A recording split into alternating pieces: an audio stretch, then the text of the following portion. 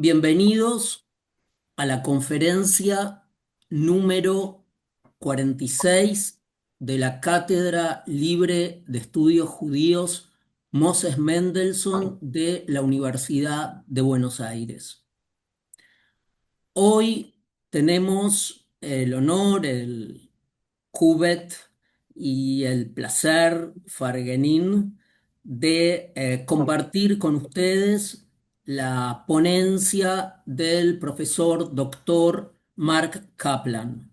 El profesor Marc Caplan es originario de Luisiana y graduado de la Universidad de Yale. En el 2003 obtuvo su doctorado en literatura comparada en la Universidad de New York.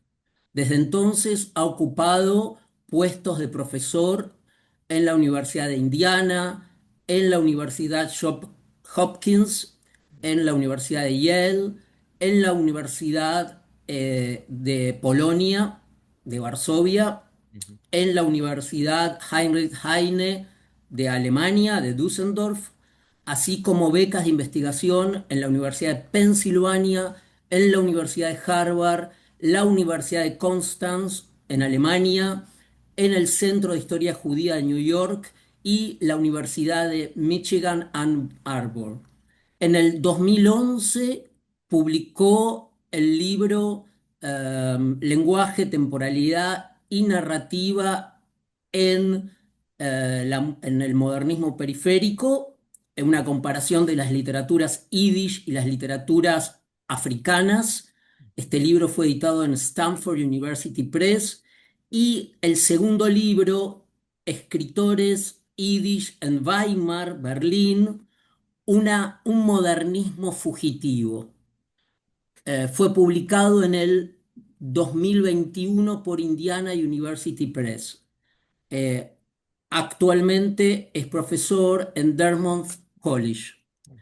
La conferencia de hoy del profesor doctor Marc Caplan lleva por título en español Dialectos de la Ilustración, doble consciencia y translingüismo en el teatro yiddish moderno temprano. Now I give the floor Wait, to Professor Kaplan. wait a second, please. I share in the chat the text in Spanish. Mhm. Compartí en inglés el texto para los que quieran seguirlo también lo tengan presente y puedan seguirlo.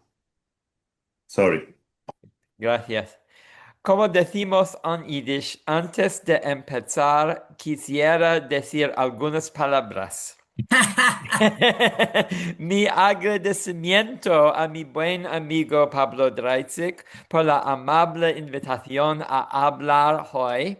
Y gracias a mi nuevo amigo Alejandro Lumerman por brindar el apoyo técnico esencial para hacer posible esta conferencia. Y gracias también al milagro de Google Translate por proporcionar las palabras que pronuncio mal a leerlas ahora.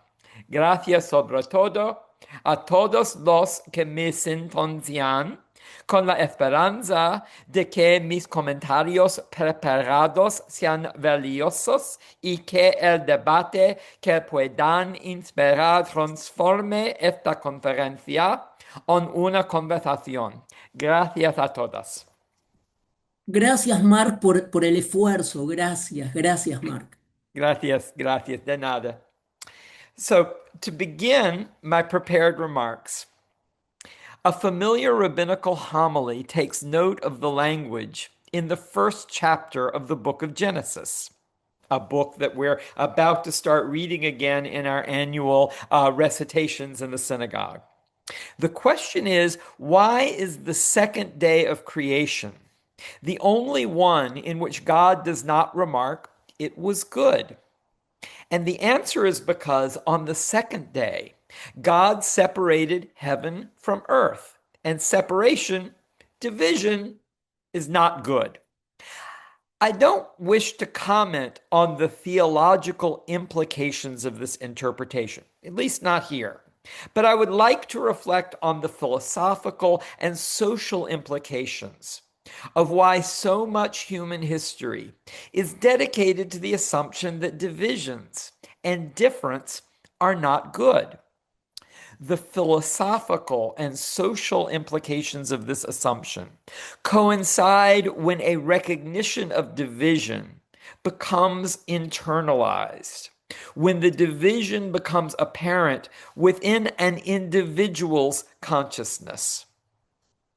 In the Yiddish language, we have a wonderful word to express what James Joyce refers to as Agenbite of Inwit, pangs of inner consciousness.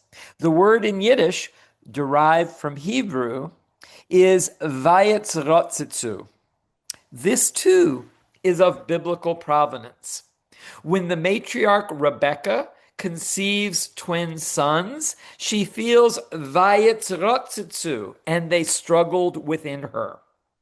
The attributes of Rebecca's dilemma help Yiddish speakers to characterize what a vayetzrotzitzu signifies, a conflict that has been planted in us, at once physical and metaphysical, twinned and doubled, the self and its other. Leaping over ancient and medieval history to the modern era, the greatest theorist of the vayetzrotzitzu, these pangs of inner consciousness, because his theory engages both the philosophical and the social implications of this division, is W.E.B. Du Bois. In his classic consideration of African American consciousness, The Souls of Black Folk, Du Bois writes, quote, "From the double life every American Negro must live, as a Negro and as an American, as swept on by the current of the 19th while yet struggling in the eddies of the 15th century. From this must arise a painful self-consciousness, an almost morbid sense of personality, and a moral hesitancy, which is fatal to self-confidence." End quote. The Americanness of Du Bois's critique can be identified in the resonance of this sentence with an Emersonian emphasis on self-reliance as the goal of personhood, the conflation in American culture between subjectivity as a philosophical concept and individuality as an ideological ideal. But for the purpose of my discussion today, I want to focus briefly on the temporal disconnection between what Du Bois describes as the 15th century, the origins of the transatlantic slave trade that brought Africans to the New World, and the 19th century, at the conclusion of which he wrote those remarks, published in 1903, to mark the 40th anniversary of the Emancipation Proclamation that legally abolished slavery in the United States. The double consciousness that Du Bois bemoans manifests itself for all of us that live in a diasporic culture as an obligation to live between social codes, a white one and a black one for Du Bois, but also orders of time between memory and history, between slavery and emancipation. Ralph Ellison, a later African-American writer, elaborates on this predicament almost a half century after Du Bois, when he writes, quote, "The blues is an impulse to keep the painful details and episodes of a brutal experience alive in one's aching consciousness, to finger its jagged grain, and to transcend it not by the consolation of philosophy, but by squeezing from it a near tragic, near comic lyricism." Now, just as the Blue Note that defines the sonic language of African American music is a note pitched between the major and the minor, a blended or a slurred note between tonalities. The consciousness of Black folk manifests itself as both a simultaneity and a negation, a literal manifestation of Hegel's master-slave dialectic that Du Bois had so diligently studied as a doctoral student in Berlin. For this reason, his critique is titled The Souls of Black Folk, because each Black person possesses more than one. Although I would be happy to dwell on the philosophical paradoxes and political poignancies that Du Bois so eloquently compounds throughout his critique, what I will be discussing today, using Du Bois as a critical guide, a theoretical explicator, as I will attempt to serve as a cultural explicator. And our subtitles will serve as a linguistic explicator, are the beginnings of a new book project I have begun devoted to the interplay between German and Yiddish in theatrical texts written in the late 18th century. A century before Du Bois arrived in Berlin, a handful of young Jews had gathered there from throughout Europe, East and West, similarly marginal aspirants to Western civilization, excluded in their case by religion, culture, and language, as Du Bois would be by a European and American construction of race. They encounter some of the same philosophical and political dilemmas as Du Bois, and we recognize the commonality of their predicaments in the juxtaposition of his perspective with theirs, which I'll try to demonstrate today. I will outline some of the political, linguistic, and aesthetic issues to which this research will be dedicated, and by way of conclusion, describe how this research can be situated both in the immediate preceding history of German theater and the subsequent development of Yiddish literature. What I hope to emphasize, both in my prepared remarks and in the discussion that I hope will follow, are a means of conceptualizing diaspora not only as a spatial indeterminacy or dislocation, but also as a temporal and linguistic dislocation as well. So let's focus first on the linguistic doubleness that all diasporas bespeak, a doubleness or duplicity that begins within the multiple languages that diaspora mandates, extends to the double meanings that specific words acquire when moving from one language to the next, and culminates in a double consciousness that Du Bois has analyzed, whereby the diasporic subject must construct an internal language that he or she is never fully capable of translating, and in moments of crisis is unable to decipher even within his or her own consciousness. Now, Yiddish and German have always stood as mirror images of one another. Like Rebekah's sons, Jacob and Esau, they are twins, obverses, antimones, not in spite of their similarities, but in the narcissism of small difference that enables each to carve linguistic, temporal, and cultural space distinct from one another. Modernity for European Jews, as my friend Jeremy Dauber demonstrates in his first book, is a conceptual space created in the encounter among German, Yiddish, and Hebrew. At stake in this newly modern encounter, competition, and recognition in the battle royale between Yiddish and German is one of the last occasions in European civilization of a conflict between Kultursprache, the language of culture, and Muttersprache, the language of family.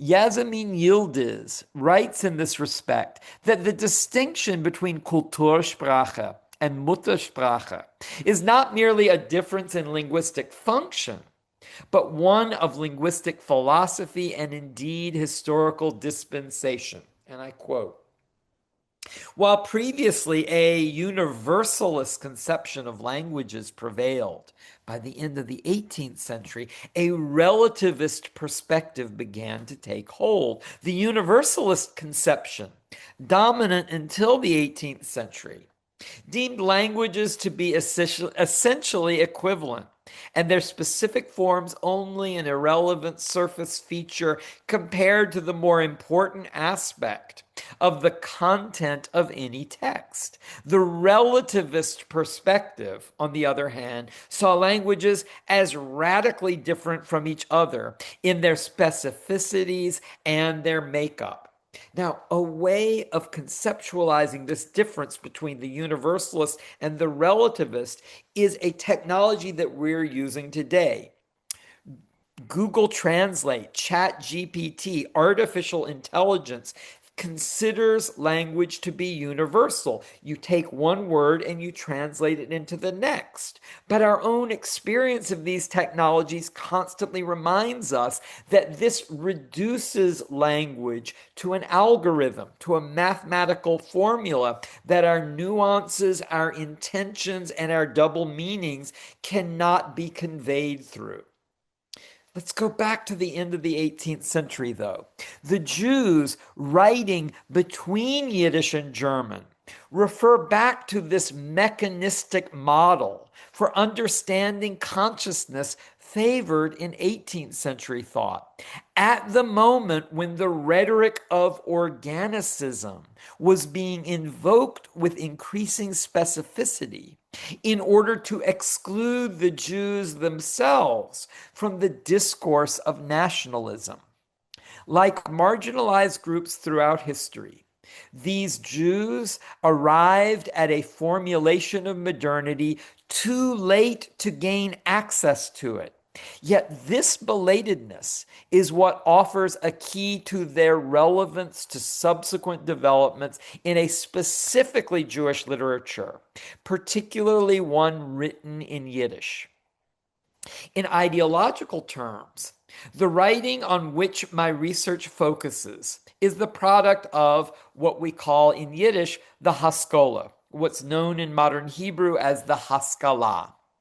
Though typically translated as Jewish enlightenment, the exact meaning and significance of Haskalá is currently one of the most contested terms in the field of modern Jewish studies, and it is appropriate that an ideology formulated in response to so much social tension and conflict should now attract such energetic polemical debate. Many features of Haskalá, however, are incontestable. As a recognizable and self-identified movement, it began during the 1780s in Königsberg, primarily under the initiative of Isaac Euchel, under the influence of our beloved and revered Jewish Enlightenment thinker, Moses Mendelssohn. Its adherents were all Jewish. In this era, essentially all male, nearly all raised in the Yiddish language, yet also fluent in German, mostly familiar with traditional Jewish learning and ritual observance, often connected to wealthy traditional elites, and frequently employed as private tutors or community administrators, though generally not as what we would understand today as rabbis. It was devoted, the Haskalá, simultaneously to the development of the Hebrew language as a vehicle for modern thought and artistic expression, a pursuit of naturalist and rationalist philosophy, and a resistance in varying degrees of stridency to the hegemony of traditional rabbinic elites. There are two figures that I focus on in my research specifically, Isaac Euchel and Aaron Halle Wolfson, each of them pioneering maskilim. And this is how the Hebrew language works. Haskalá is the generic noun. Maskilim are the people who embody that philosophy. And each are the author of the first modern dramas written by and about European Jews. Keep in mind that when they were writing in the 1790s, there were no Yiddish language theaters in the modern sense, nor were there formal theatrical conventions for writing, producing, or even conceiving dramas in Jewish languages, which is not at all to suggest that Jewish culture at this point lacked an understanding of what performance was, or that these maskilim were not keenly aware of theater and its importance to Enlightenment culture generally. These were great theater buffs trying to write the first Yiddish plays before the institution of modern professional Yiddish theater existed. Although my remarks today will occasionally refer to Halle Wolfson's writing, I want to focus primarily on Euchel's drama, partly because I believe it to be conceptually richer, partly because in the history of Yiddish literature it has received far less critical attention. Isaac Euchel, who lived from 1756 to 1804, was born in Copenhagen. A native speaker of Western Yiddish, Euchel came to Germany as a tutor of religious subjects, enrolled at the University of Königsberg in 1778, one of the very first unconverted Jews to study, and particularly to study philosophy at a German university. There, he worked with Immanuel Kant, who initially recommended Euchel for a professorship in what were called Oriental languages in the year 1787, before social pressure within the university prompted Kant to retract the recommendation. Euchel relocated to Berlin to join the circle around Moses Mendelssohn just before Mendelssohn's death. And probably his single best known achievement was, in 1783, to found the first modern Hebrew language journal, HaMe'asef, the collection or the gathering, which marks the formal beginning of the Haskalá as an ideological movement. Euchel's play, Reb Hanoch, oder was tut man damit, is a three-act farce written in 1793. In her introductory remarks to the critical edition of Reb Hanoch, Delphine Bechtel considers whether the play is set in Königsberg or in Berlin. I would suggest that the setting is a synthesis of the two cities, and as such signifies a combination of culture and commerce, as well as two modes of Jewish culture, Eastern and Western, living in uneasy, potentially dangerous proximity to one another. The play's dramatic action is so diffuse and inconclusive that instead of trying to offer a synopsis of it now, I think a better indication of the work's character can be gleaned just from its list of characters. Reb Hanoch, for whom the play is named, though not quite the protagonist, is a Yiddish-speaking traditional Jew and father of four. His wife, Yitel, is similarly traditional. Their elder daughter, Elizabeth Elke, is married to a young Jew, Motel, yet is restive of the traditional life and attracted to the culture of the salons. Hedvig Hodis is similarly disposed, but not yet married. Hartwig Herzke, the elder son, is a modernizing Jew who has fallen in with a bad crowd and amassed significant gambling debts. Shmuel, the youngest son, retains a veneer of piety, but by play's end, it is revealed that he has impregnated a non-Jewish serving girl in the parental home. There's a doctor who serves as a providential figure for enlightened thought. His student Marcus is a prototypical maskil or proponent of Haskalá. Yitel's brother Nathan, whose name echoes Gotthold Lessing's Nathan der Weise, is a similarly providential figure who rescues Reb Hanoch's daughters from ignominious fates. There's also Breitenbach, a Kantian philosopher, Sir John, an English businessman, Descamps, a French language instructor with revolutionary ideas, and also other minor characters.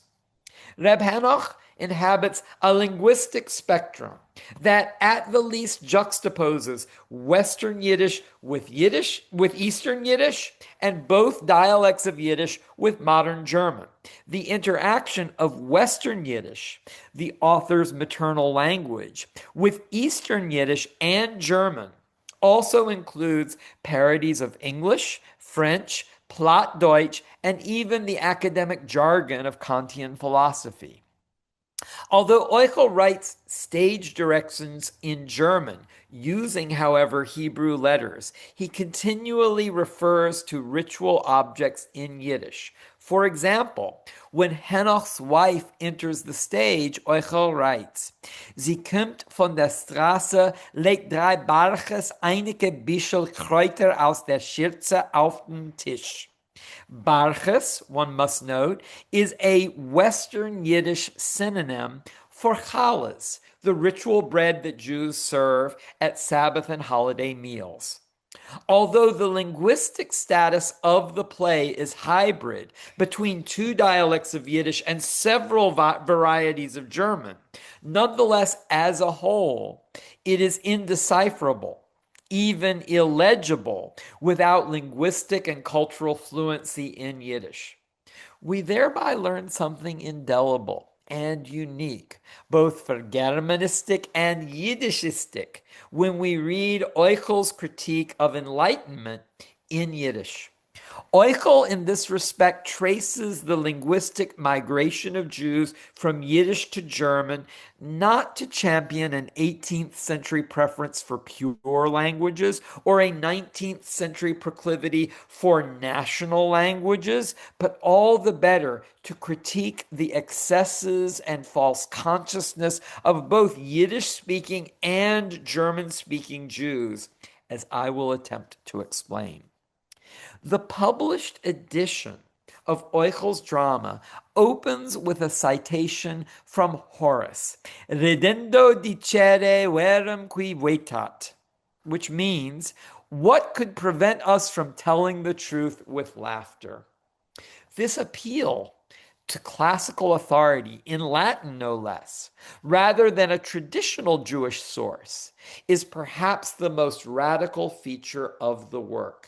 Similarly, without indicating a spatial setting for the drama, Euchel identifies it as taking place in das aufgeklärte Jahrhundert, the enlightened century, an explicit reference to Kant's famous response to the question, what is enlightenment, in which the philosopher asks rhetorically, leben wir jetzt in einem aufgeklärten Zeitalter? Nein, aber wohl in einem Zeitalter der Aufklärung. Do we live in an enlightened age? No, but rather we live in the age of enlightenment. Through this designation, Euchel signals that his satire is going to be directed as much toward the Enlightenment as toward unenlightened Jews. The structure of this ridicule takes the form of a chiasmus, Jew and non-Jew, as well as Yiddish and German, meet one another coming and going throughout the drama. In this respect, Reb Hanoch's home stands as the parodic inversion of the Jewish woman's salon, then taking shape as a significant social institution in a transition from Enlightenment to Romantic culture throughout the German-speaking world.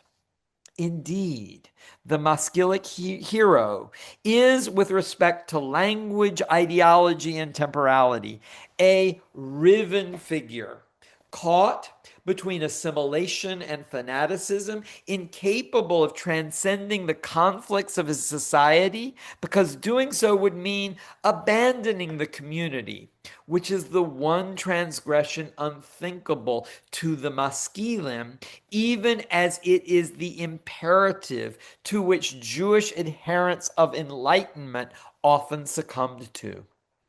As the historian Shmuel Feiner quotes from Euchel's Hebrew language biography of Moses Mendelssohn, quote, "Yea to you, the median man, who stands midway far from these two battling camps. To you alone I address my speech. Go forth, my brother." Euchel's apostrophe to the median man resonates with Mishnaic and Maimonidean principles, while echoing unconsciously the social and economic reality of early modern Europe, in which Jews could only seek advancement as financial and cultural mediators among non-Jewish elites. Yet in psychological terms, this praise of moderation and mediation bespeaks the tentativeness of Haskala's modernizing project, the fear that any shock of the new portends.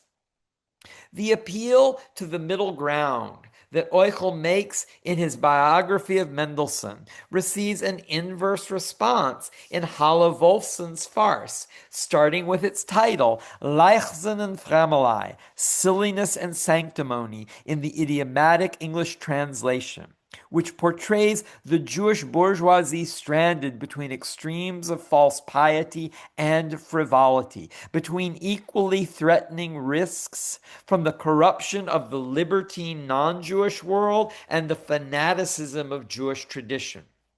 Although the hero Marcus is portrayed as the ideal between these extremes, his status as hero suggests that his exemplarity is in fact exceptional and thus not the norm. This imperative toward the middle during the 1790s is part of a reaction in the enlightened world to the eruption of irrationalism and anarchy during the Reign of Terror. Halle Wolfson registers a hint of this anxiety when the female character Yetchen in his play describes her father as despotisch, which must be a first for the Yiddish language.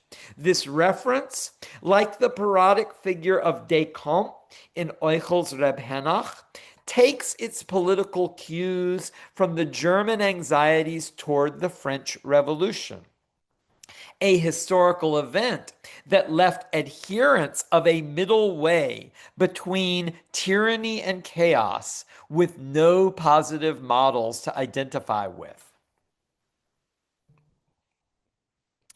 The distinction between superficial enlightenment and genuine enlightenment is apparent in Euchel's parody of Kantian rhetoric, a parody that conspicuously undermines the conventional distinction between German as a pure language and Yiddish as a degraded jargon.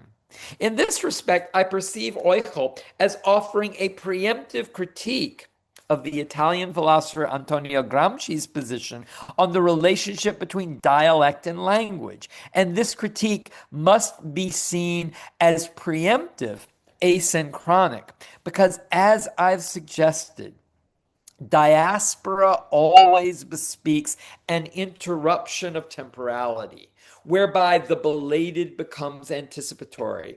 as much as a dislocation of spatial locations.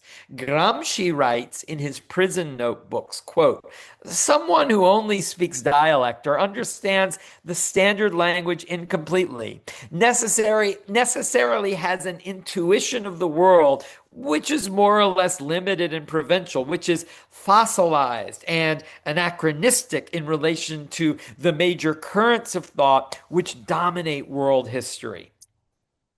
Gramsci here seems to echo the Kantian assumption that universal thought can only be accessed via a universal language, the definition of which is only implicit and negative, not a dialect.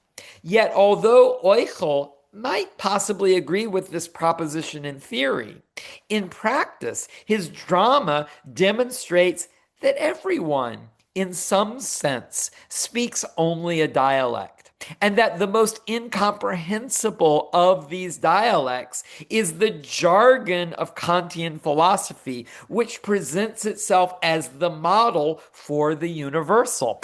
Dialect, as a dramatic and linguistic strategy, critiques the excesses and pitfalls of the universal, and in turn, the ability of a character such as the Maskilic hero to switch registers among dialects, jargons, and codes is the linguistic equivalent of the median man, otherwise advanced as Euchel's social ideal, and the embodiment of Euchel's role as the commander of these multiple dialects, jargons, and codes, the ultimate mediator.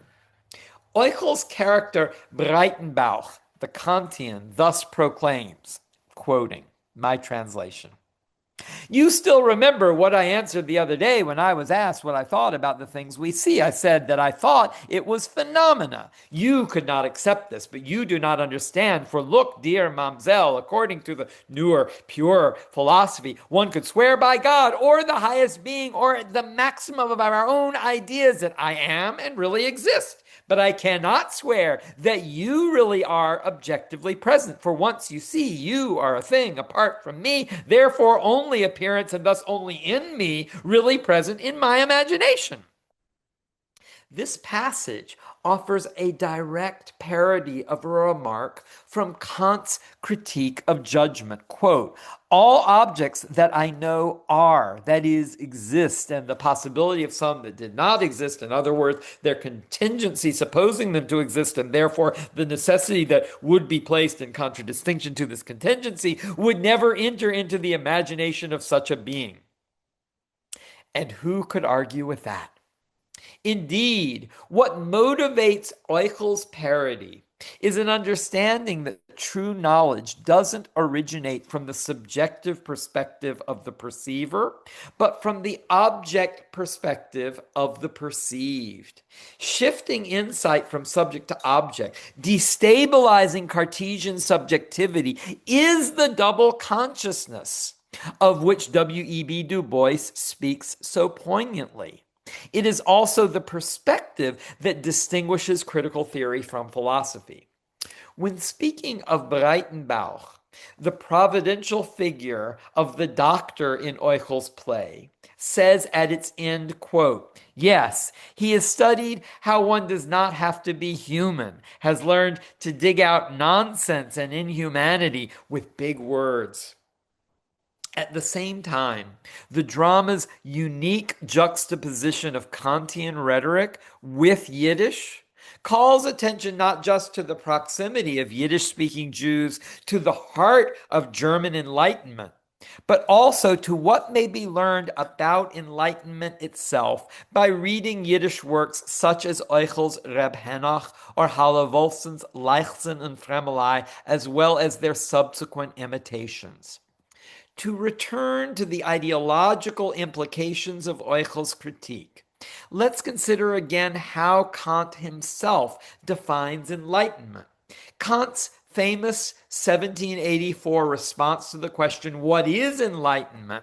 begins, like Euchel's play, with an epithet from the Latin poet Horace, sapere aude, dare to know. Kant accordingly sets the work of the Enlightenment subjects against the strictures of the community. Quote, "Have the courage to use your own understanding," is the motto of Enlightenment. Moses Mendelssohn's essay on the same question, to which Kant alludes, differentiates Enlightenment from culture, Aufklärung von Kultur, both of them new words to the German discourse of his day, by appeals of the former to, quote, theoretical matters, rational knowledge, and subjective facility in rational reflection about matters of human life, and the orientation of the latter toward goodness, refinement, and beauty in the arts and social mores. Aufklärung, enlightenment, is theory in Mendelssohn's view. Culture is practice. But as practice, Mendelssohn retains culture's etymological link to cultivation, such that enlightenment remains associated with subjectivity and culture with objectivity in the philosophical sense of subjects and objects. Haskalá complicates these distinctions because it reveals contradictions that maskilim themselves were forced to confront, and these plays offer a key to those implications. Mendelssohn assumes harmony between enlightenment and culture. Haskalá, because it is both enlightenment and culture, performs the dissonance between the two. And what could be more upsetting to a late 18th century aesthetic than dissonance?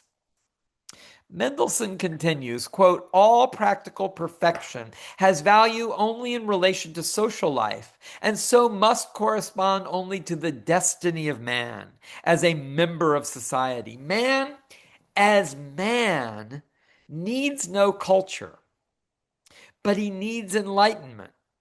Enlightenment is rooted in the individual. Culture is rooted in the collective," for Mendelssohn as much as Kant. Mendelssohn also notes, quote, "The enlightenment of man can come into conflict with the enlightenment of the citizen. Certain truths that are useful to men as men can at times be harmful to them as citizens."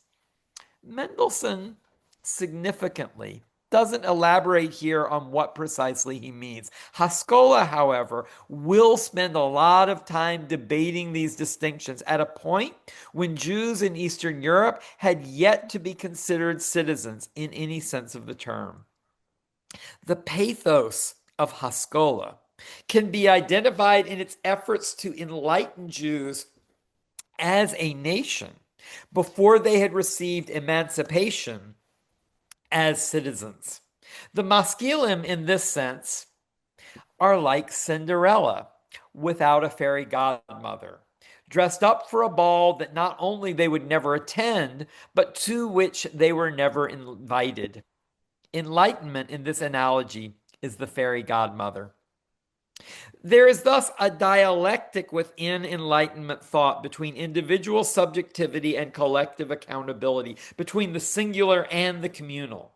In this respect, much can be learned by comparing Euchel and Halle-Wolfson's farces with the poetics of the so-called Sturm und Drang movement, in particular Jakob Lenz's play Die Soldaten, written in 1776, to illustrate the close proximity of farce with melodrama, particularly among characters that in Halle-Wolfson's play, like Lenz's, are an upwardly mobile bourgeois family situated between military and petty aristocratic elites. This should emphasize that Haskalá, like Sturm und Drang, is a byproduct of the Enlightenment itself. Both movements anticipate tendencies that will develop further in 19th century, but they neither duplicate the aesthetic constellations of Romanticism nor repudiate the philosophical preoccupations of the Enlightenment. Both Sturm und Drang and Haskalá signify small countercultures within the development and the denouement of Enlightenment. So let me conclude, please, where the encounter between Enlightenment and Haskalá began, in the upwardly mobile bourgeois homes of urban Jews at the end of the 18th century. If we were to contrast the salon culture of a figure such as Rachel Levin Varnhagen with maskilim like Isaac Euchel, the distinction between enlightenment as an individualistic undertaking and Haskalá as a collective one becomes maybe a little clearer. The aspirations of a financial elite toward assimilation into non-Jewish society, an intellectual elite aspiring to reform Jewish culture from within, is dramatized as a danger posed by a frivolous and beautiful but still virtuous young woman in need of rescue and redemption by a maskilic hero. The mobility of the salon grande dame signifies for the maskil a freedom that he desires, but an independence from tradition that he fears. He envies her access to non-Jewish elites and compensates for this through an appeal to traditional sources of knowledge and authority from which she had been excluded. A century later, Du Bois grapples with similar social and ideological contradictions when, in The Souls of Black Folk, he describes Africans of and in the diaspora as, quote, a sort of seventh son, born with a veil and gifted with second sight in this American world. They are, in Du Bois's reckoning, an uncanny presence, like the Hegelian slave, neither living nor dead, but revenant, ghostly, spectral, as the Yiddish language presents itself to and for Euchel and Halle Wolfson. The double consciousness to which Du Bois ascribes this condition is as much a burden for the maskil at the turn of the 19th century as it was for Du Bois personally at the turn of the 20th, and maybe as it is now for all of us in the no longer new 21st century. Because to be possessed of a double consciousness in these instances means to be divided between an identity as an individual, what Du Bois describes again in Emersonian terms as, quote, this longing to attain self-conscious manhood, and an identification, respectively, as a black person for Du Bois or as a Jew for Euchel. Double consciousness is the condition not yet recognized as an opportunity, if it ever truly can be, of being caught between enlightenment and culture. Understanding the philosophical as well as ideological conflicts that produced, inspired, and ultimately circumscribed the impact of Haskalá enables us to recognize the significance of Yiddish for the remainder of its modern provenance, until at least the Second World War, not merely as a despised jargon to be ridiculed into oblivion, nor as a desperate medium to attract adherents among the unlettered masses, but instead as the living and mercurial vehicle through which a conflict between enlightenment and culture might be reconciled.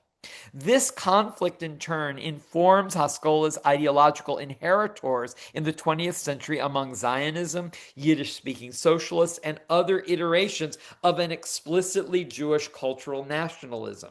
What Haskalá offers for the historicization of enlightenment is an example of how enlightenment values could be adapted along collectivist lines. If Haskalá, in its original iteration, failed to resolve the conflicts of enlightenment, perhaps we today might be able to reimagine ourselves neither as refugees from modernity's ruins, nor as ungrateful beneficiaries of enlightenment, but perhaps instead as children, vulnerable yet hopeful, of Haskalá itself. Ashenim Dank.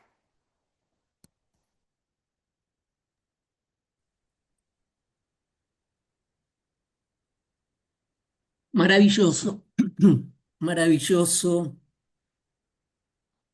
Ashainem Dank, querido Marc.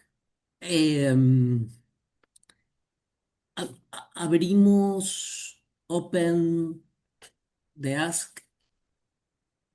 Sí, ya hay, si querés, paso a leer, ya hay algunas preguntas en el chat. Eh, Mark, you can read them on the chat.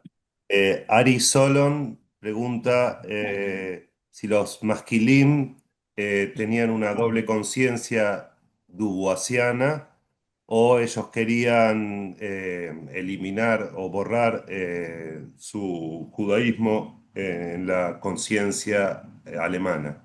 Yeah.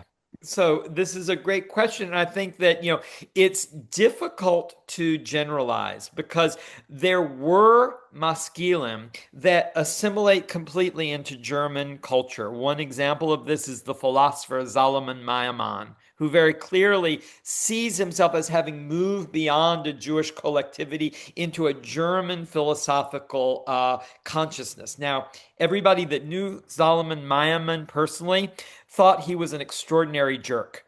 Just couldn't stand to be around him, whether they were Jewish benefactors or non-Jewish benefactors.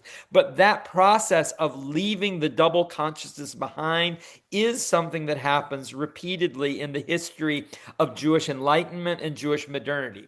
What differentiates Haskalá as a movement from that trend is this retention of Jewish languages and retention of a collective value of Jewish consciousness. So there are enlightened Jews that leave the Haskalá in favor of an assimilated Germanness, and in other generations, Russianness, Polishness, Englishness, Spanishness.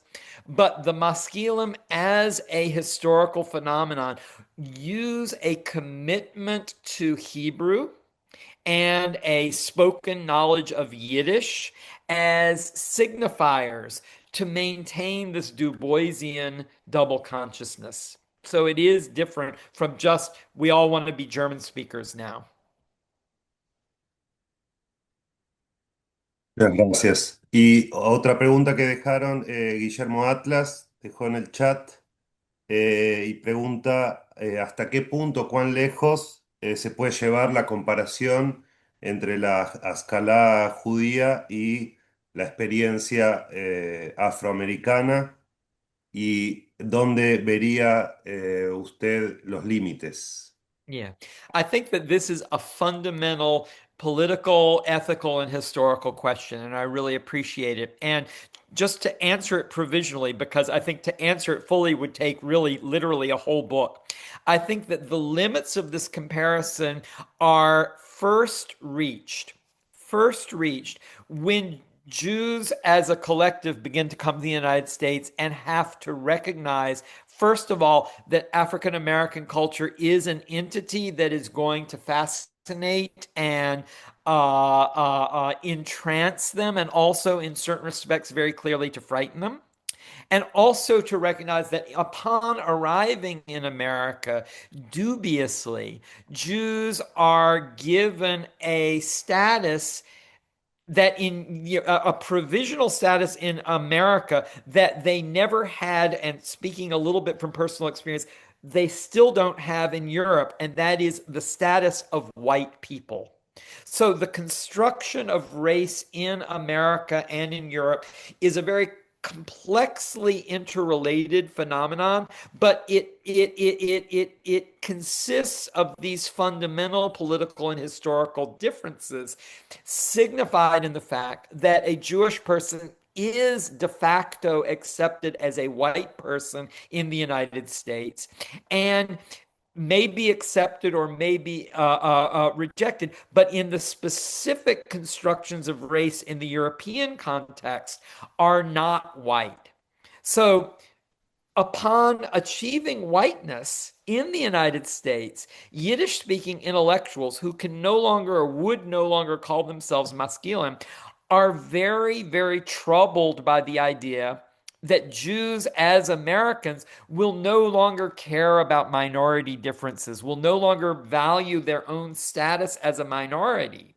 And they use an awareness of racism against African Americans as a means of preserving a political Jewishness for a Yiddish-speaking culture that imagines itself to have moved beyond religious observance and religious identification. I might go out dancing on Yom Kippur. I won't, but let's use me as an example. I might go out dancing on Yom Kippur. I might eat ham and eggs for breakfast. But what I retain of my Jewishness is speaking Yiddish and identifying as a minority that refuses to assimilate into the category of whiteness by way of my Yiddishness. Now, we can say in historical terms, it didn't exactly work that way, but we can also argue that a significant influence on the development of what we call in the United States a liberal Jewish culture. And understanding that liberalism in the United States means something very different than it would in Argentina or in Europe. But the liberalism of Jewish culture, the liberalism of Franklin Delano Roosevelt's New Deal or Lyndon Johnson's Great Society or the presidency of Barack Obama and Joe Biden, all of which are political affiliations that the majority of American Jews really, really embrace and connect with very fervently, that political ideal is a kind of second or third generation variation of that original Yiddish mode of American difference.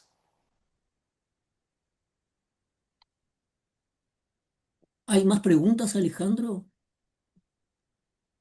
No, en el Yo, chat yo no. quería Así decir que, algo random, que se me... ¿Puedo hablar en español? Se traduce? Perfecto. No, recordé dos cosas, pero fueron casuales. Me acordé de dos personajes femeninos negros en el cuento de Vallevin Singer, el Espinosa de la calle Market. Mm-hmm. eh, Aparece Doble, la negra, Mm-hmm. erótica, como un elemento erótico. Siempre me pregunté por qué era la negra, Doble, la mujer del profesor Finchelson, o Mm-hmm. Finchelson, que estudiaba Spinoza. Mm-hmm. Y Dobe, la negra, y otra negra, la Sulamita también, ¿no? La Sulamita del Cantar de los Right. Cantares. Yeah. Yeah, no, I think that that's a really terrific connection that we see how these questions remain relevant to Yiddish culture even when the categories of Haskalah, Bashevis is not maskilic. You know, he considers himself an enemy of Haskalah 100 years after Haskalah had ceased to be a thing. But but he recognizes these categories of philosophical difference, and it's worth pointing out that in the Warsaw of Bashevis's youth, of his young adulthood, Spinoza was everywhere. That Spinoza returns as a maskilic ideal of what Jews should be and how Jews should live, even after Haskalah has gone the way of Romanticism and other varieties of superseded modernity. So that the erotic element that you're pointing out, that's so it's almost a happy ending in a Bashevis Singer. Bashevis Singer's stories are not supposed to have happy endings, right? But there's an eroticism that serves as a satirical critique of the abstracted philosophical ethics that Spinoza is supposed to represent. It's a brilliant story, but it's also a brilliant critique of Jewish modernity in Warsaw. Una cosa, otra random. Mm-hmm. Se me ocurrió como un juego de palabras.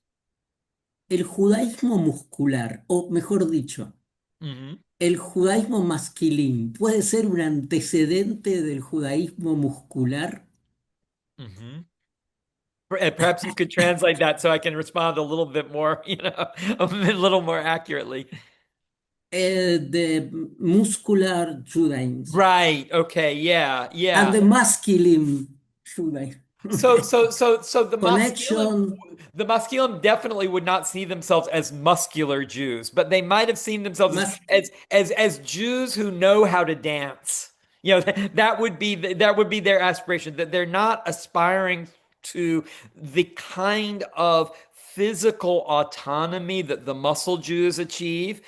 They're trying to show that they can learn the dances of the non-Jews while still speaking the languages of Jewish culture and of Jewish learning.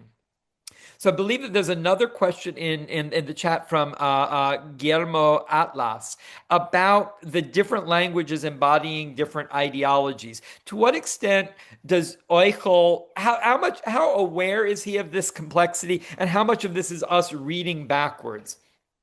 Well, the short answer is, how can we know? But I think that the long answer is, my argument is that Euchel is very conscious of the different nuances, both between two different dialects of Yiddish and various dialects of German, the whole dramatic logic of the play. And the play is not completely successful as a drama. I don't think it's ever been performed on stage. And in the way that Euchel writes it, I don't really think it would work on stage. But the whole dramatic logic depends on our ability to recognize that guy is marking himself socially and politically by the way he speaks German. This woman is trying to speak German, but there's still a Yiddish inflection that shows she's not all the way assimilated, that it's really only the playwright himself who masters all these different codes and dialects. And I do believe that that's highly conscious in Euchel's authorial perspective. I think that Senor Torres has a question, maybe? Yes. First of all, thank you very much. It was really interesting. My question is, which is the place in this tension and in this dialogue between Haskalá and Aufklärung and so on, and the place of Yiddish, which is the place of popular religiosity? I'm thinking especially in Hasidism. Right. So it's really, really significantly, it's bigger than any of us as individual scholars can comprehend, that Hasidism and Haskalah are developing at essentially the exact same time. That the beginnings of our recognition that there's something out there called Hasidism really dates from about the year 1772. And the broad distribution of Hasidic texts within Eastern Europe really only begins around 1780. Before that, this was just a very small group of learned Kabbalists living in a very tiny part of what we would now call Ukraine. But it becomes a mass phenomenon really only around 1780. Haskalah starts publishing its own works around the year 1783, and Euchel is one of the first authors. And I think that one of the things that is so difficult for us in 2025 to conceptualize is the idea that when Hasidism first emerged in 1780, it was actually very radical. It was its own weird, counterintuitive, almost inverse X-ray image of modernity. They're reorganizing Jewish culture. They're creating new lines of authority. They're choosing new texts to validate all the crazy stuff they do. And the first person that really identifies this, and his appreciation and critique, I think, are insufficiently acknowledged for their sophistication, is Zalman Maimon. Zalman Maimon is somebody that witnessed Hasidism before, maybe a year before, maybe 2 years before it had become a mass phenomenon in Eastern Europe. And he's reporting about it to German readers 20 years later. And what he's saying is, what we're beginning to call something like Hasidism today is really just another example of a secret society, like the societies that you congregate in Berlin to discuss things like enlightenment. So for Maimon, Hasidism is exactly like Aufklärung, except that Hasidism doesn't have access to the right kind of knowledge, that they lack knowledge of natural science, they lack knowledge of European philosophy. So instead of choosing those sciences, they go in the direction of Kabbalah, which Mayaman very astutely identifies as another kind of science, another kind of knowledge. So that's, I think, the connection between the two. But there's a whole lot more to be said about these really weird parallels. Mm. Yo recuerdo en la autobiografía de Solomón Maimón su encuentro con Marcus Hertz, y Maimón se sentía burlado,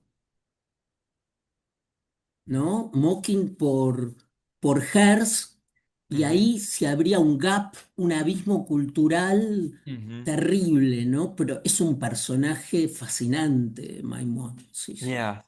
So if I understand your comment correctly, it goes back to Borges that that we're at the University of Buenos Aires so that he remains the center of our intellectual constellations, right? But I think that Mayaman really is a pivotal figure. That he is the he's not the meeting ground of the Quentra. He's the relay race. You know how when you're in gym class and you're running and you have to give the baton to another runner.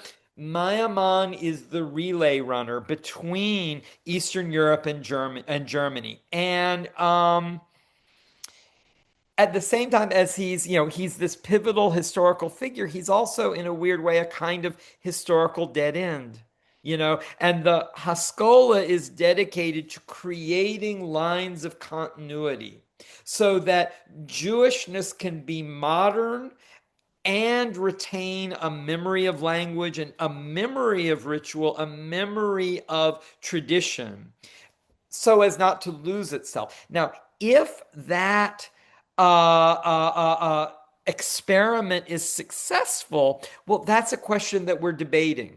But it invests a complexity in the Maskilic experiment that the Maskilim themselves were not completely aware of. Hank. Thank you.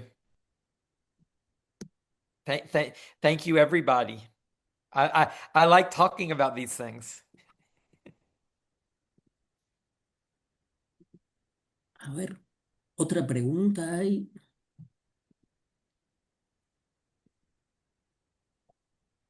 Un saludo más. No, preguntas. No. If there are other questions that occur to you after the fact, perhaps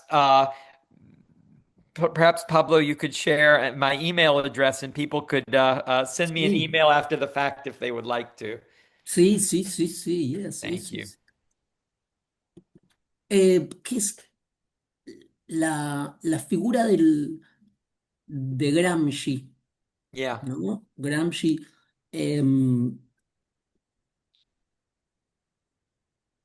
para usted, el yiddish todavía, para usted el yiddish todavía guarda un potencial em, revulsivo, Mm. eh, inquietante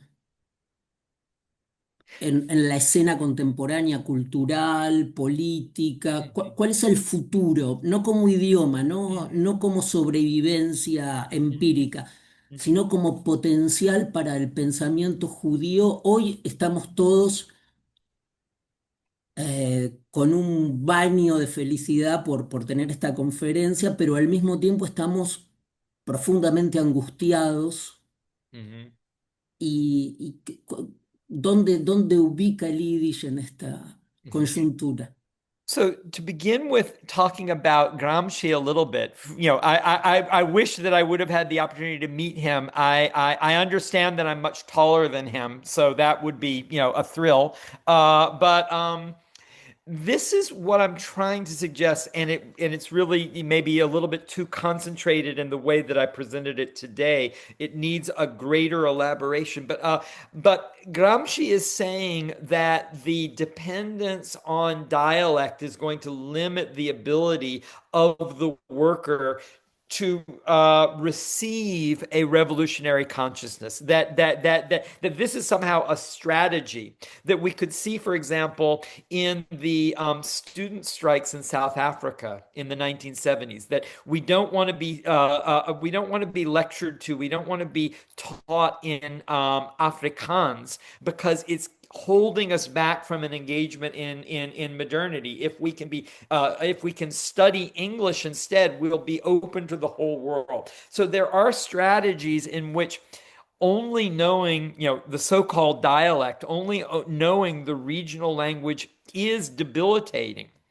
But there's another way of looking at, we don't need to reject the knowledge of Afrikaans or the native African languages of South Africa or Yiddish or Judaismo, Ladino, that these languages provide us with the ability to think in multiple temporalities. That there's, that today is, tomorrow is the 22nd of September, but it's also the beginning of Rosh Hashanah. There's two ways of measuring time.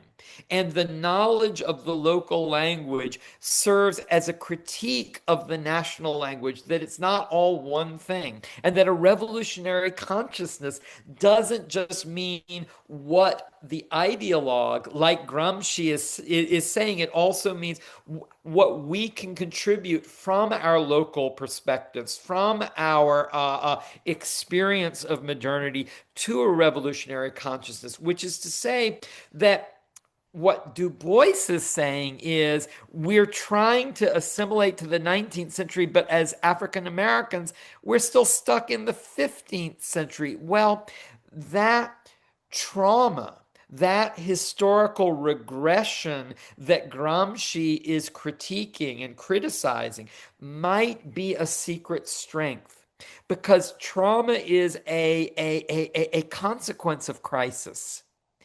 And what we as Yiddish speakers, or what we as Sicilians, or what we as South African school students experience as crisis is something that is going to affect modernity globally. And we, as minorities, as the people marginalized by this crisis, we have the perspective, we have the conceptual resources, we have the immunization to respond to that crisis, because we've been doing it all our lives. And I think that's what I would say on behalf of the Sicilian workers, that Gramsci is claiming to be at a handicap. They've got more than one resource than just the national dialects of Italian.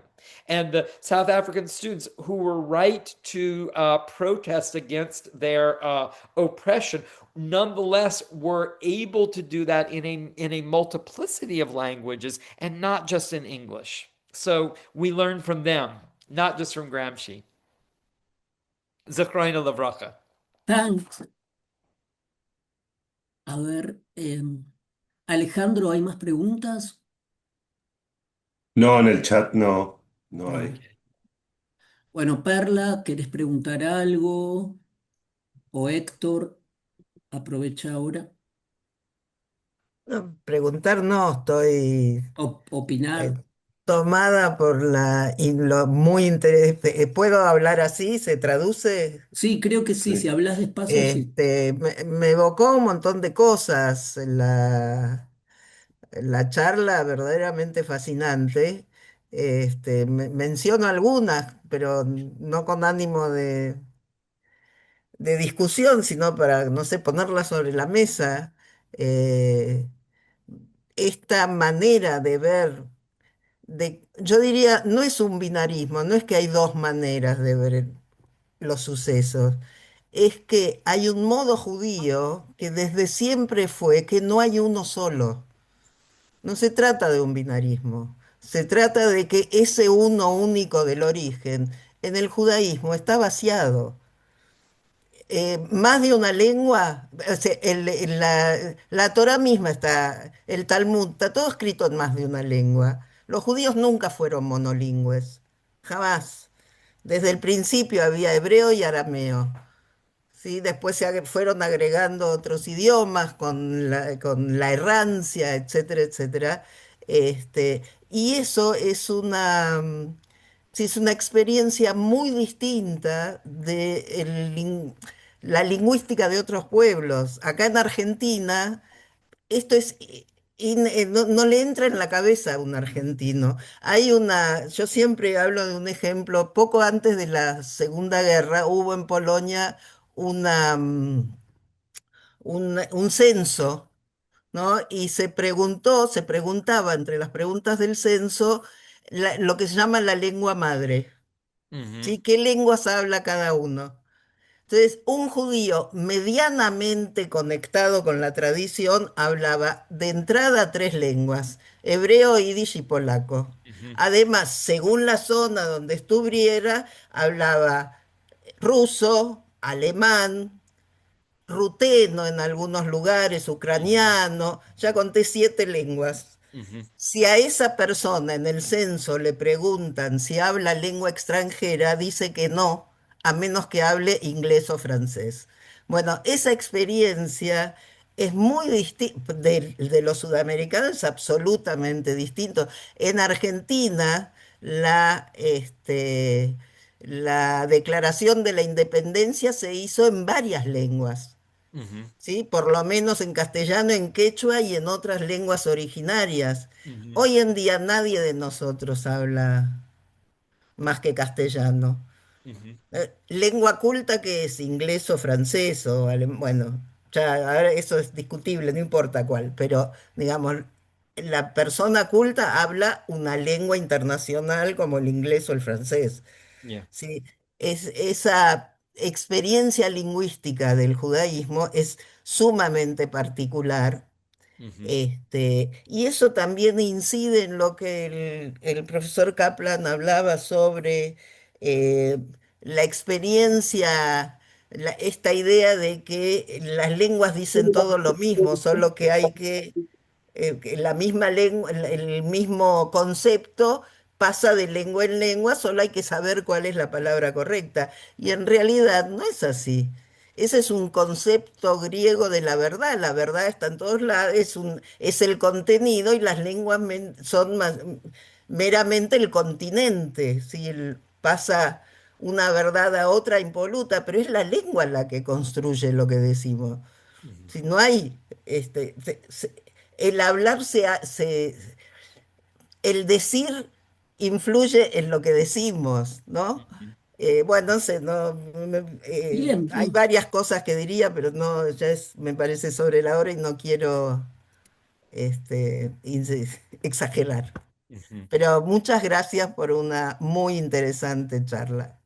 Muchas gracias. Thank you very much for your response. And I hope that I apologize for missing some of the nuance of what you say, but I think that I understand enough to be able to really agree very strongly with several points that you were making, one of which calls to mind, the very classic comment that when you meet someone who speaks two languages, that person is called bilingual. And when you meet somebody who speaks three languages, that person is usually called trilingual. But when you meet someone who speaks only one language, that person is called an American.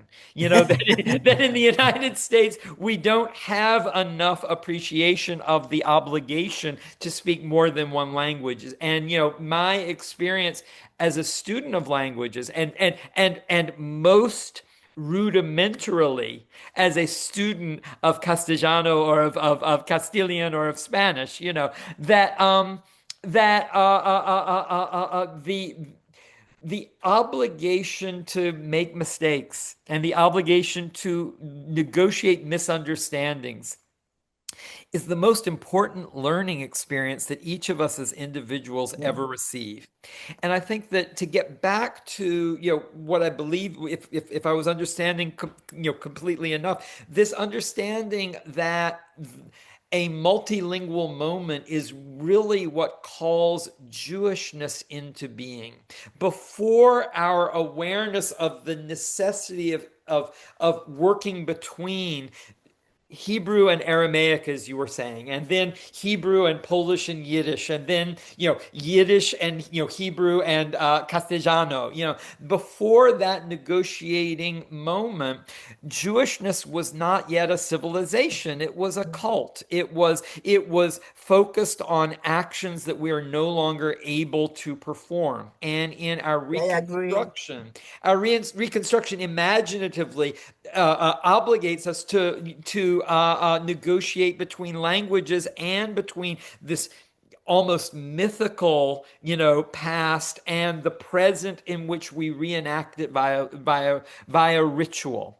To elaborate on that, as a critique of the idea of the mother language, which I hope all of the work that I do linguistically critiques that idea, because it's a very limiting and it's a very deceptive idea. And just to get back to my understanding of language as it was informed when I was studying African literatures, what happens when your mother speaks 3 or 4 languages?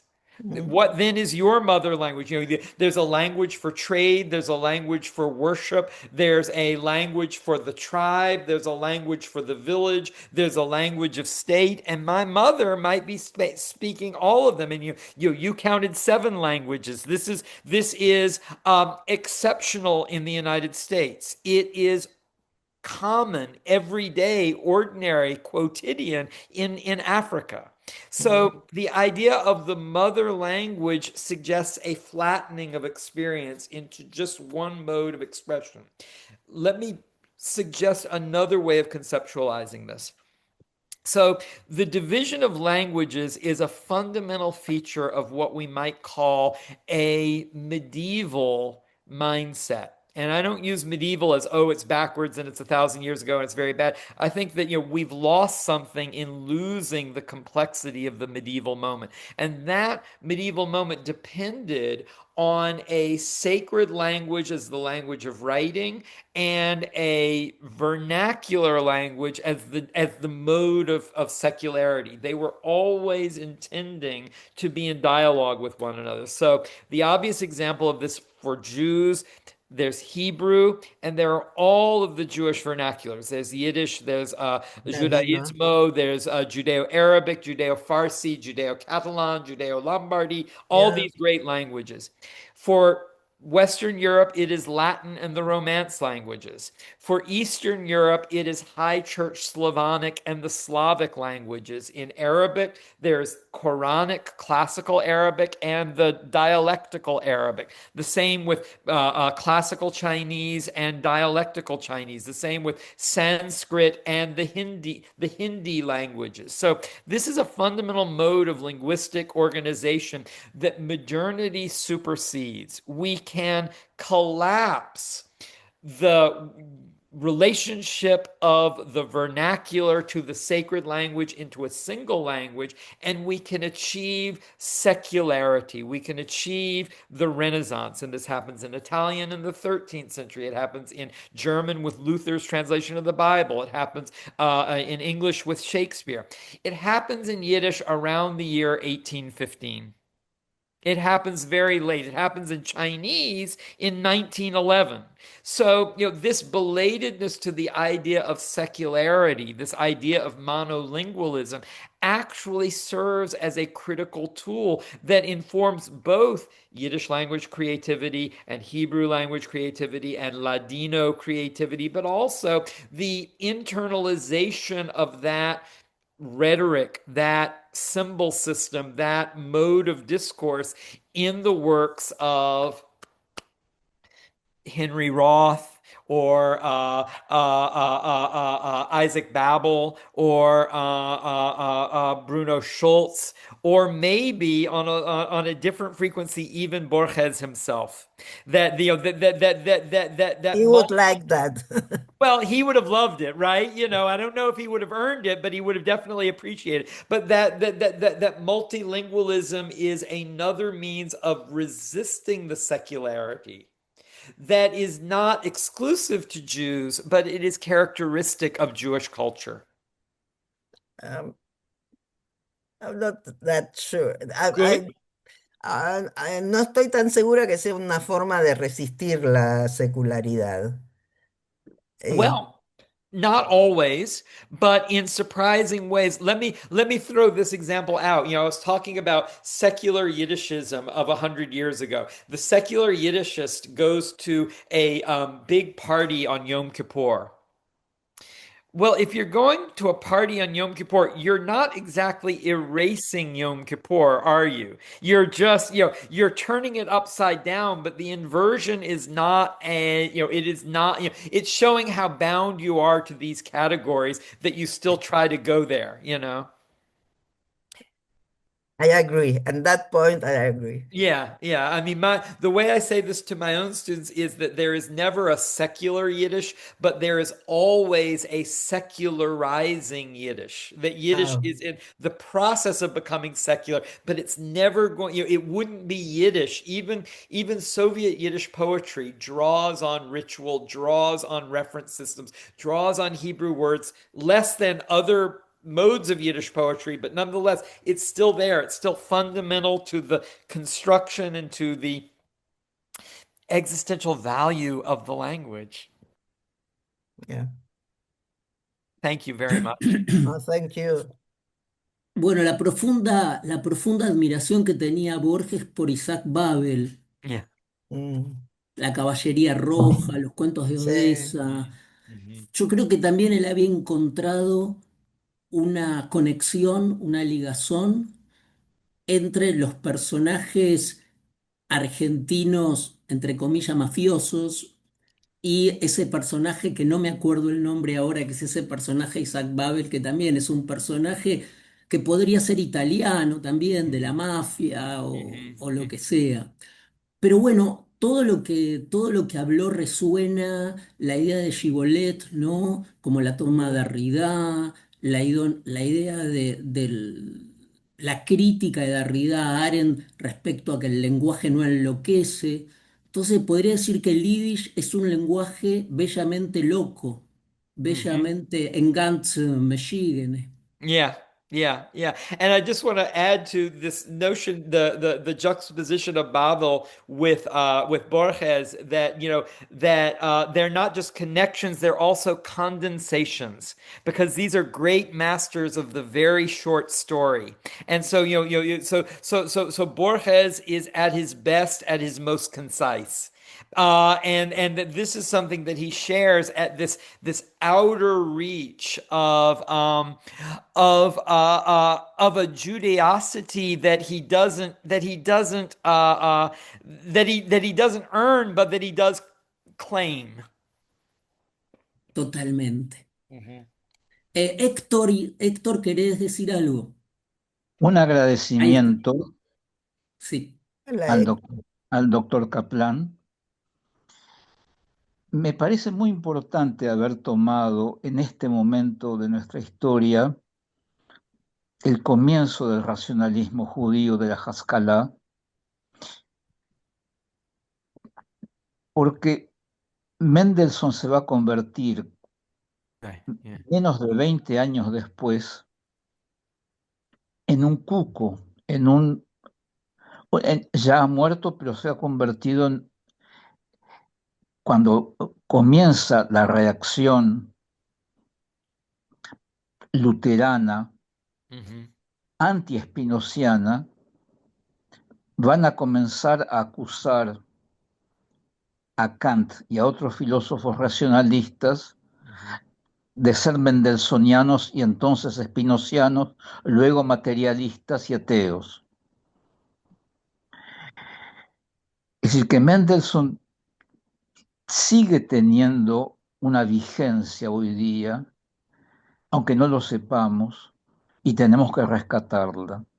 Pero al mismo tiempo hay una oposición entre el racionalismo de Mendelssohn y el hasidismo, pero tenemos que poder mantener los dos polos de esa oposición, porque esa oposición entre el racionalismo de Haskalá y el misticismo hasídico, esa oposición nos hace a nosotros todos, sin saberlo, lo que somos, los judíos que somos. Could I maybe have a little bit of a translation? I think I got some of that, but I don't know that I got all of it. I can speak in English. Yeah, if you could, please. Yes, yes. It is very important to me to come back to Mendelssohn and the foundations of the Haskalá because of the rationalistic basis of the Mendelssohn is the first Jewish philosopher after the medieval philosopher. I read evidently, obviously, the medieval philosophers, but it's the first modern philosopher. I went once to Berlin to see the old synagogue and the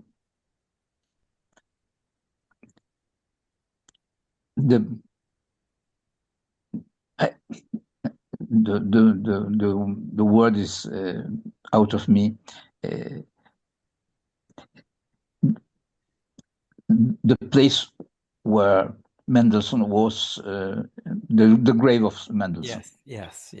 The cemetery. No, the cemetery. In the old synagogue, that is destroyed. But Mendelssohn is very important because it's the name against whom the reaction of Jacobi and the extreme right Lutheranism accuses all the philosophers that are not Lutherans. Even Kant accuses of Spinozism. Right. Then, and the fact that the Haskalá and the Hasidism are born at the same time, it's even if there are no reason, the opposition between rationalism and Hasidism is something that is our, and we have to maintain this opposition because we are both. Yeah. That's my position. I think it's quite profound. I think that some of there's a lot of ways of conceptualizing this, and one is when we recognize the simultaneity of Hasidism and Haskalá developing at the same time, we also see how they're doing certain similar things, so that we think of Hasidism when you ask somebody in a synagogue, how did Hasidism begin? You say, Israel Baal Shem Tov created the Hasidic movement. And when you ask somebody in a university classroom, well, how did Haskalá begin? They would say, Mendelssohn created the Haskalá. And if you would ask somebody in a cathedral or a church, how did Christianity begin? They would say, well, Christ began Christianity. But No, all of these are not true. That no, that Hasidism was created in an image of the Baal Shem Tov. And yes. Haskalá was not created by Mendelssohn, it was created in the image of Mendelssohn. And Lahavdil with the Christianity was Christians and the born from Shaul of Tars. yes, so exactly that. So so Euchel would be the Shaul figure for Mendelssohn. So there is this new need in the modern era for heroes. If we think about Bertolt Brecht for a second and his play about Galileo, he says, unhappy the land that can no longer trust its heroes, and Galileo corrects him, unhappy the land that needs heroes. Eppur si muove. Exactly. So we need new heroes. So Mendelssohn fills that role for the moderns, and the Baal Shem Tov fills that role for the neo-traditionalists that become Hasidim. And a lot of in the early modernity of Eastern European Jewry, this plays itself out as a conflict. Either you're going to be a maskil or you're going to be a chassid, and the reality is a lot of people at different times in their life are both. Yes, sí. But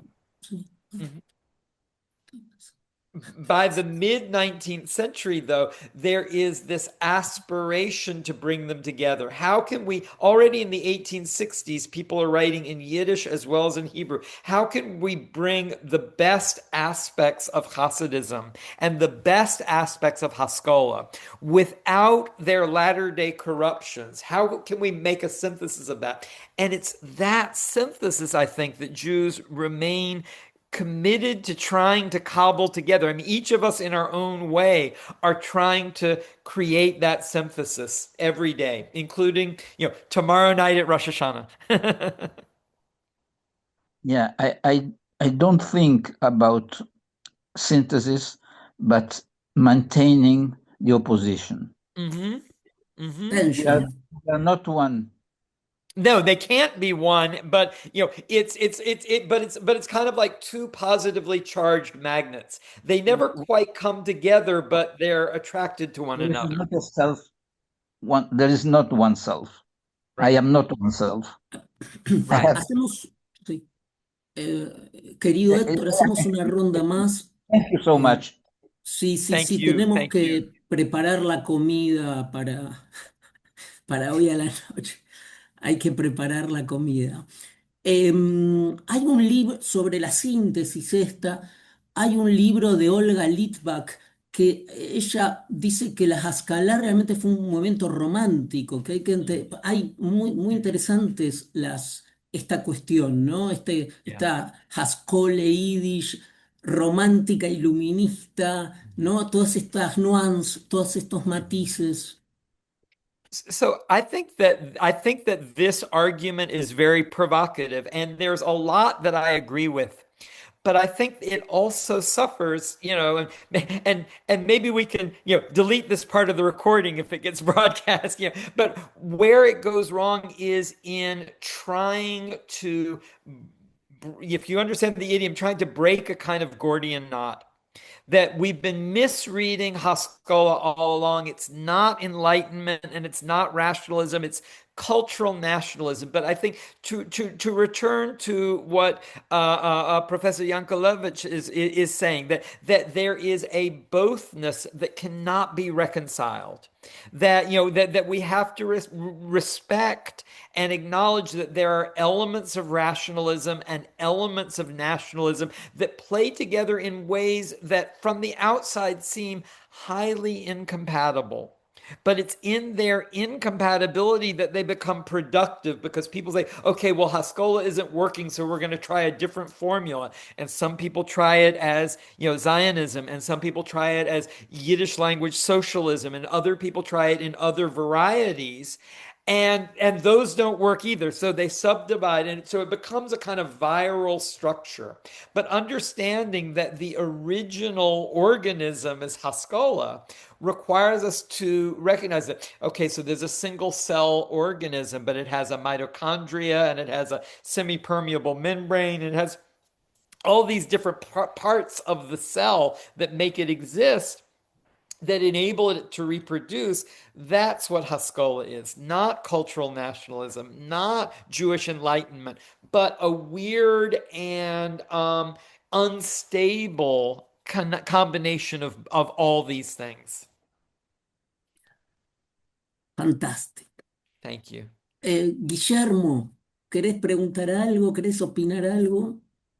No, no, no. La verdad que estoy muy contento, realmente una presentación formidable. Agradezco enormemente al doctor Marc Caplan. Thank you very much. It was Gracias. really Thank you. very interesting. And thank you very much for your questions as well. Thank you. Join. Shine. Shine. A großen Dank an a git gebencht Jahr, a gemark sieve Teuve, on a git kvittel allemen. Yeah. Best wishes and bendecimos for the new year. Sei gesund. Großen Dank. Danke. Una Teuve.